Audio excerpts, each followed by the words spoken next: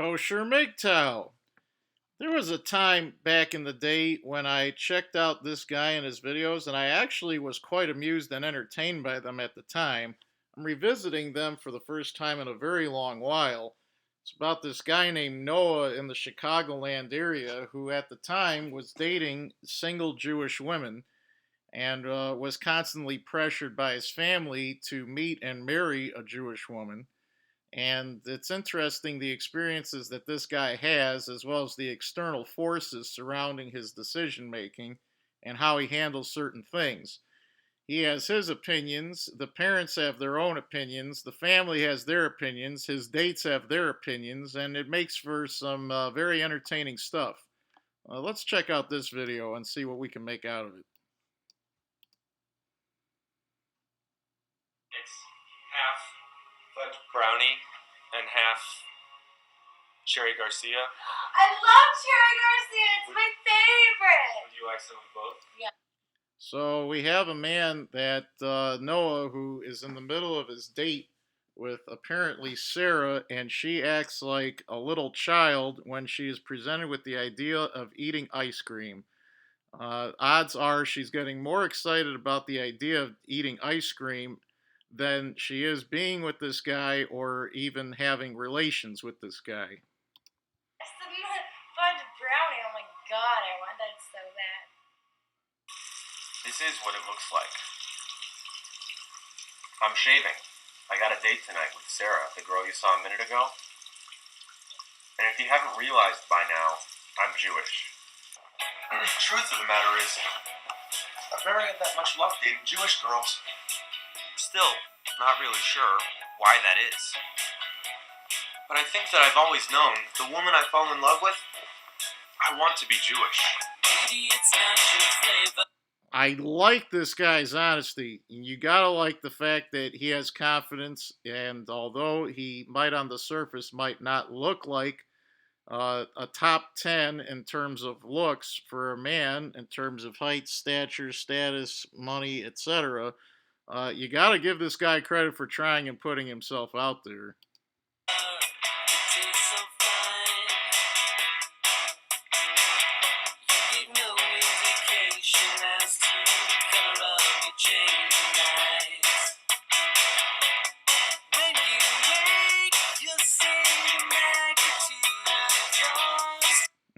He's not too far off with the Jewish American Princess lecture. We can go into that some other time. If you like it, leave a like. Maybe we'll go into that and more of his videos in the future.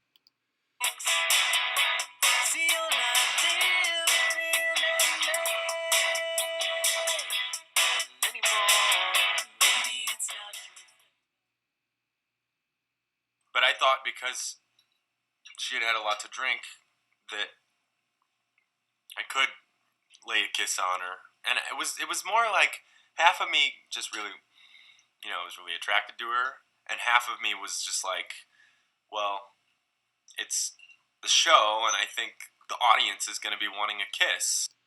In my early to mid 20s, it was basically the same story. I was trying to get the girl liquored up. I was trying to pay for the girl as far as all respects, the date, food, nightclub, cover charges, parking, valet, you name it, just so I could try to get into her pants. Been there, done that, know what he's talking about. He's got a girl liquored up, thinks he's got a shot. You were so not cold. You're such a bullshitter. I know a bullshitter when I see one. He's a really cool guy. I think he's handsome and he's nice and smart. This might be staged, but assuming that it isn't staged, at least they're somewhat getting along.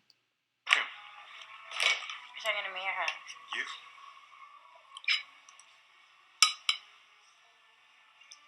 So what do you think of me? You're nice. You're nice too. I thought you were gonna kiss me. That's funny. Would she have kissed me had I actually done it there? Had I landed it? I'll never know. She probably didn't know. I was going to kiss you? Mm-hmm. I just had this audition. Do you want to kiss me? No, I don't kiss on the first day. At that point, you should basically end the date. Tell her to take her ice cream and the bowl and the spoon and take it home. There's absolutely no point in continuing this date. This guy continues to drag stuff out way too long. That's not what I asked. Is this fudge brownie? Yeah.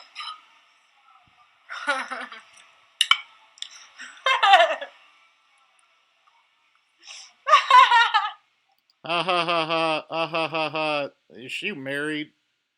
Seriously. And get off that couch, dude, because it ain't even worth it. You might as well be 2 rooms away and just let her laugh off the alcohol and the sugar rush that she's currently consuming with chocolate ice cream brownie in her face. What's so funny? I am a very resilient person. And so I wasn't going to give up. We still had the car ride home. There's always a chance on the car ride home. Don't you hate it when you're on a date with someone and you know for a fact that nothing is going to come of this, that nothing good is happening here, that there's probably with about 90 to 100% certainty that you will never ever want to see this person again, and you have to take this person home after a date, potentially on a car ride that goes on for a half hour or longer? My goodness, that's gotta stink. Wouldn't be surprised if there's silent treatment all across the board. This guy actually thinks he's still gonna get some. Let's make out while you're driving. Okay. I'm just sitting here. In the snow? Alright, I've got a good setting. Alright. At that point, I felt like there was definitely part of her that wanted to kiss me. I guess that makes me feel good inside. We gotta give the people one kiss. No! They're gonna be like, oh my god. Take a left, take a right, I mean. She's obviously trashed, and she's doing this all for attention for the camera. She's putting on a show, and she's being a tease. Do you really need this in your life? They're gonna be depressed that they don't. They are not going to be depressed. I don't kiss on the first date. I have more of like if it's the moment to do it, then do it. You know, sometimes that's your only chance. If you didn't kiss on that first date when you weren't even sure if it was a date or not, say, then, you know, you blew it. So anyways, And there's always that option where you do get that first kiss, and you expect that kiss to develop into feelings and emotions, and that kiss is either totally off the wall, nasty, sloppy, and you have absolutely no emotions coming from it, or you get really more and more attracted to the person for it. So this guy is obviously anxious to score. saying before, I thought the date went really well, and I'm glad I chose you. Thanks. I had a really good time. And I look forward to seeing you on Friday. I don't know, I wonder if we weren't doing the show, if perhaps, you know, maybe I would follow it up with another date. I don't think she's the one. It is a problem, though, that you're not Jewish. I know, so are you going to meet other Jewish women? I mean, I'm pretty serious about I know the a show. lot. I know, well. He needed to be a lot more aggressive right there, and he didn't take advantage of it. He could have kissed her on the cheek, could have kissed her on the neck, could have kissed her hair, could have sniffed her hair, could have grabbed an arm and a leg or whatever.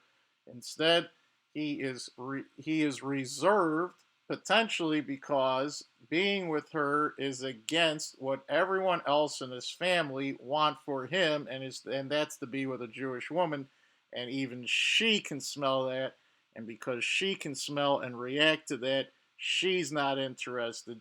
and this should have been a bailout from the very beginning. You know, you have to just kind of go with these things and see where they go. Alright, well, I mean, that's the problem with going out with a non-Jew. You always run that risk. I'm like checking out my teeth. Exactly. She's not looking at him. She's more interested in herself because, as a single woman, she is undoubtedly the number one main actress in this particular movie sequence. The guy is just literally a prop.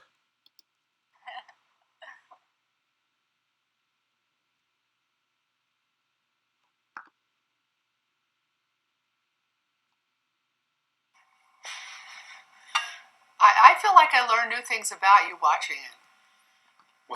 Not once did you put your hand in your pants during the date. Maybe I did under the table. Well, all I can say is you were much more subtle about it than you are at home. And as your mother, I appreciate that on a dating scene. Yeah, the Jewish mother puts over her son for not whipping it out during the date. So, yeah, way to go, Mom. Way to make your son feel better about themselves.